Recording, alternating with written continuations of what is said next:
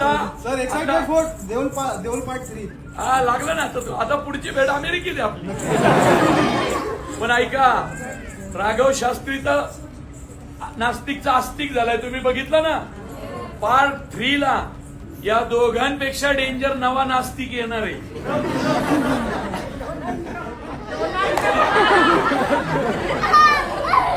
त्याला डिरेक्ट करायला मग मोदी साहेबच पाहिजे. बरं ऐका, आता आपण सगळ्यांनी ज्यांच्या मोबाईलमध्ये बुक माय शो आहे, बुक माय शो, त्याच्यावर जाऊन वोट करा, रिव्ह्यू लिहा किंवा नुसतं वोट तरी करा. का माहितीये का, मराठी सिनेमा जेवढ्या जास्तीत जास्त बुक माय शोवर पोहोचेल आपल्याला स्क्रीन जास्त मिळतात.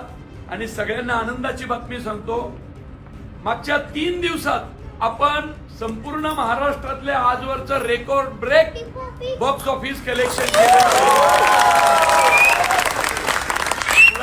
शेतकऱ्यांचं पिक्चर आहे आणि तुम्ही जो आता रुपया खर्च केलाय, जे काही तिकीट काढलंय, त्याचं काय होणार आहे सांगतो.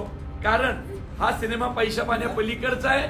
यातनं जो नफा होणार आहे निर्मात्यांना, त्यातून आत्महत्याग्रस्त शेतकऱ्यांच्या मुलींची जी शिक्षणं थांबली आहेत, आपण सगळे पैसे त्याला देणार. त्यामुळं या प्रेमापुटी तुम्ही जे तिकीट काढलंय, तुमच्यातनच कुणाच्या तरी शिक्षण पूर्ण होणार आहे. आता एकच करा, सिनेमा तुम्ही अख्खा पाहिलाय, तुम्ही आवडला असंही सांगितलंय, जवळचे मित्र, नातेवाईक, शेजारी पाजारी, व्हॉट्सअप, फेसबुक, इंस्टाग्राम, जिथं शक्य होईल तिथं सिनेमा पोहोचवा आणि सांगा हा बघा. कारण हा सिनेमा तळागाळात पोहोचणं गरजेचं आहे. एका जरी शेतकऱ्याची आत्महत्या या सिनेमामुळे थांबली यावर्षी, आम्ही स्वतःला धन्य समजू. आता संदीप बाईपुढे बोलतो. माझं काम आवडलं ना, मला मनापासून धन्यवाद. या एवढं प्रेम दाखवताय चित्रपटावर.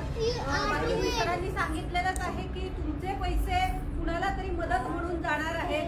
त्यामुळे ह्या प्रेमाबद्दल मी अक्षरशः ऋणी आहे तुमची. धन्यवाद. मागच्या 10 दिवसापासून मला देऊळ बंद एक बघायचा होता. मला माहिती